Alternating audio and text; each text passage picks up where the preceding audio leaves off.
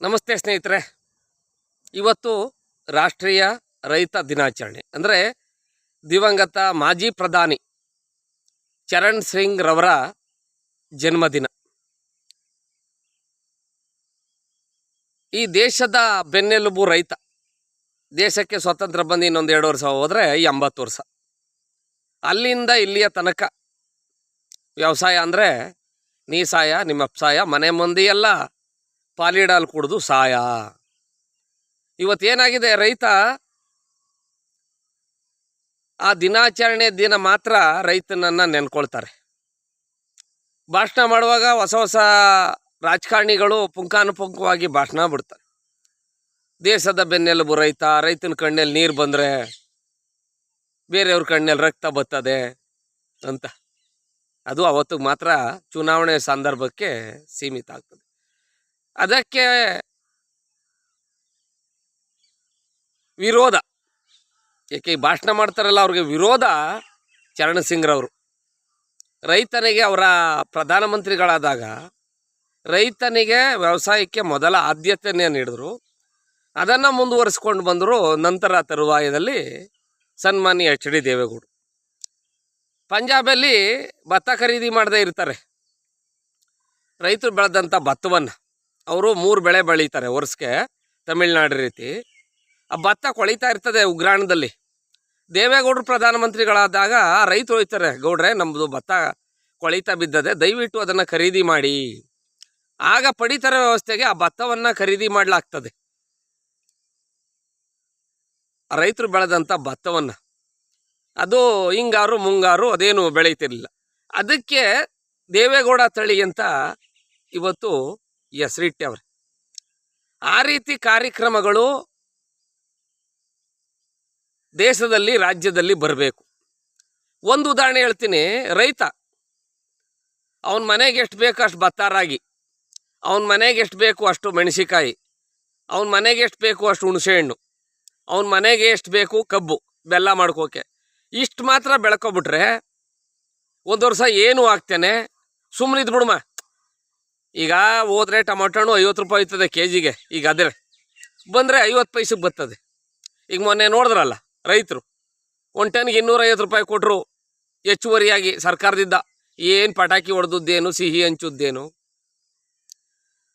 ಬೆಳೆ ಹಾಕಿದ ದಿನವೇ ಬೆಲೆ ಬಗ್ಗೆ ಚಿಂತೆ ಮಾಡ್ತಾನೆ. ಈಗ ಒಂದು ಕಾಳು ಹಾಕ್ತೀವಿ, ಒಂದು ಕಡಲೆ ಬೀಜ ಹಾಕ್ತೀವಿ ಭೂಮಿಗೆ, ಅದು ಎಷ್ಟು ಕಡಲೆಕಾಯಿ ಬೀಳ್ತದೆ. ಒಂದು ರಾಗಿ ಎಳ್ಳೆಲಿ ಎಷ್ಟು ಒಂದು ತೆನೆ ಬರ್ತದೆ. ಈಗ ಒಂದು ತೆಂಗಿನ ಗಿಡ, ಈಗ ನಾನು ಇರೋದು ಒಂದು ಗಿಡದಲ್ಲಿ ಒಂದು ತೆಂಗಿನಕಾಯಲ್ಲಿ ಎಷ್ಟು ತೆಂಗಿನಕಾಯಿ ಬೀಳ್ತವೆ. ಆದರೆ ರೈತ ಏನು ಮಾಡ್ಬೇಕು ಹೇಳಿ? ಒಂದಕ್ಕೆ 1000 ಪಟ್ಟು ಲಾಭ ಮಾಡಬೇಕು. ಅವನು ಮಾಡ್ತಾ ಇದ್ದಾನ? ಇಲ್ಲ.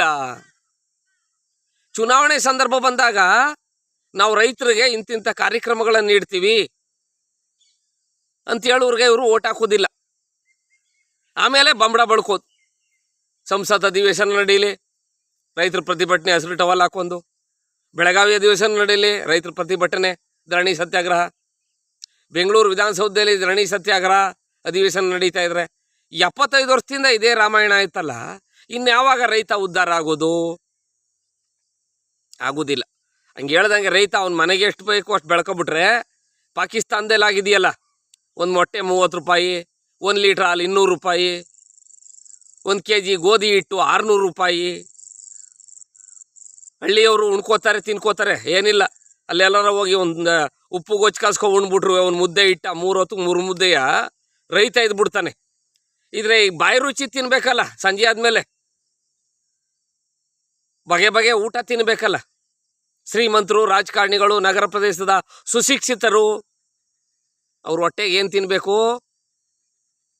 ಇಂಚಾರ್ ಬಂದದ್ನೇ ತಿನ್ಬೇಕಾಯ್ತದೆ. ಹಿಂಗೆ ಎತ್ಕೊಂಡು ತಿರ್ಗ ಈ ದೇಶದ ಅನ್ನದಾತ ರೈತ ಏನಾರ ಒಂದೇ ಒಂದು ವರ್ಷ ನನ್ನ ಮನೆಗೆ ಎಷ್ಟು ಬೇಕು ಅಷ್ಟು ಬೆಳ್ಕೊಂಬಕನಪ್ಪ, ಯಾಕೆ ಬೇಕು ಈ ರಾಮಾಯಣ?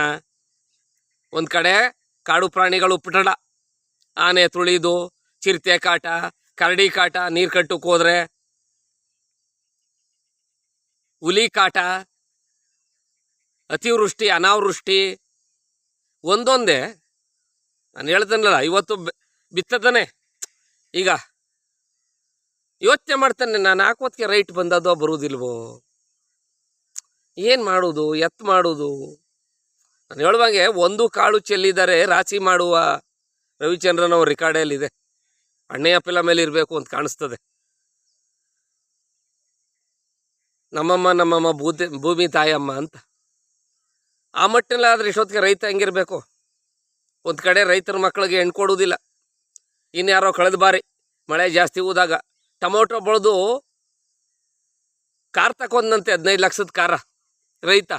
ಆ ಮಟ್ಟಕ್ಕೆ ಬರಬೇಕು. ರೈತ ಯಾವ ಮಟ್ಟಕ್ಕೆ ಬರಬೇಕು ಅಂದರೆ, ಬೇರೆ ದೇಶದವರು ವ್ಯವಸಾಯ ತೋರಿಸ್ತಾರೆ.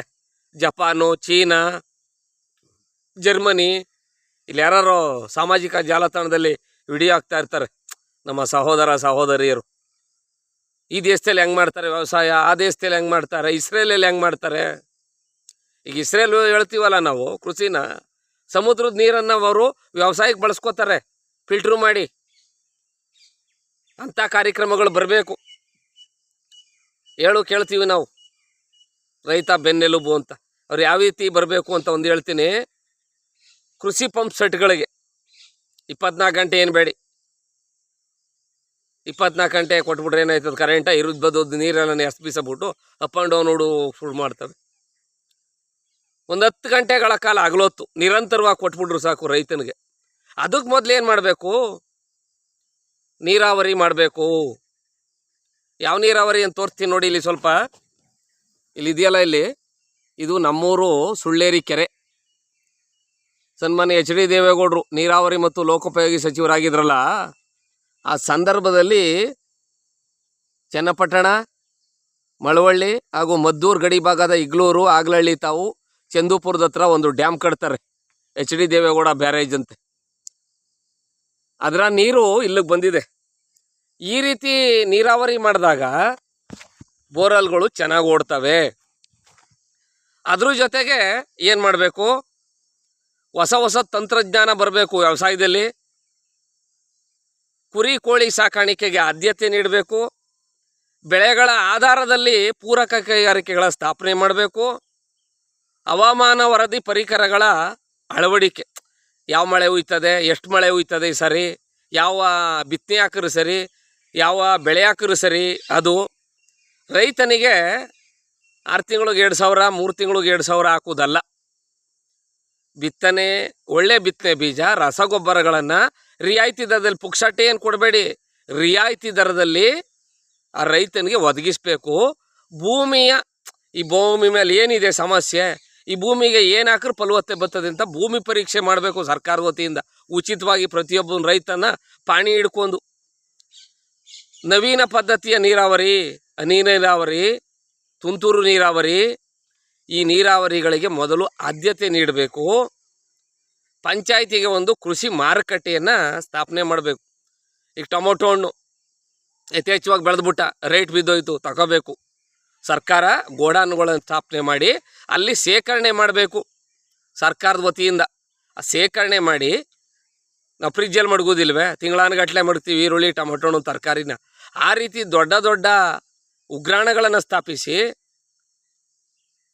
ದರ ಹೆಚ್ಚಳ ಆದಾಗ ಪೂರೈಸಬೇಕು. ಇಲ್ಲದ್ರೆ ಅದನ್ನು ಬೇರೆ, ಈಗ ಟೊಮೊಟೊ ಸಾಸ್ ಮಾಡ್ಬೋದು.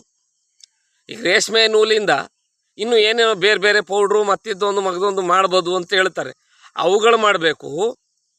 ಆಧುನಿಕ ಕೃಷಿ ಪದ್ಧತಿ ಮಾಡಬೇಕಾದ್ರೆ ರೈತರಿಗೆ ಮಾಹಿತಿ ಕೊಡಬೇಕು. ಅಧಿಕಾರದಲ್ಲಿರುವಂಥವ್ರು ತಿಂಗಳಿಗೊಮ್ಮೆ 2 ತಿಂಗಳಿಗೊಮ್ಮೆ ರೈತರನ್ನು ಕರೆದು ಹಸಿರು ಟವಲ್ಲು, ಬಿಳಿ ಶರ್ಟು, ಬಿಳಿ ಪಂಚೆ ಹಾಕಿರೋನ್ನ ರೈತನ್ನ ಕರೆದು ಸುಮ್ಮನೆ ಹಸಿರು ಟವಲ್ ಹಾಕೊಂಡು ಭಾಷಣ ಮಾಡ್ತಾರಲ್ಲ ನಕಲಿ ರೈತ ಸಂಘದವರು ಮತ್ತೊಬ್ರು, ಅವರಲ್ಲ. ನಿಜವಾದ ರೈತನ ಕರೆದು ನಿನ್ನ ಸಮಸ್ಯೆ ಏನಪ್ಪ, ಈ ಸಮಸ್ಯೆಗೆ ಪರಿಹಾರ ಹೇಳು. ನಾವು ನೀನು ಬೆಳೆದಿದ್ದಂಥ ಹೊಟ್ಟೆಗೆ ಅನ್ನ ತಿಂತೀವಿ, ಮುದ್ದೆ ತಿಂತೀವಿ.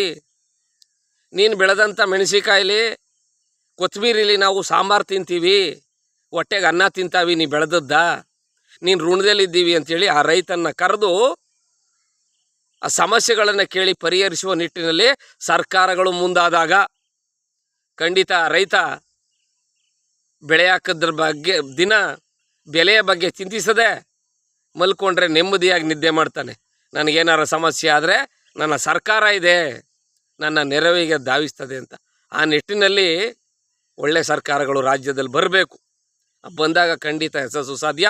ಸ್ನೇಹಿತರೆ, ಭಗವಂತ ಎಲ್ಲರಿಗೂ ಒಳ್ಳೇದು ಮಾಡಲಿ. ಜೈ ಹಿಂದ್, ಜೈ ಕರ್ನಾಟಕ, ಮತ್ತೆ ಶುಭ ದಿನ.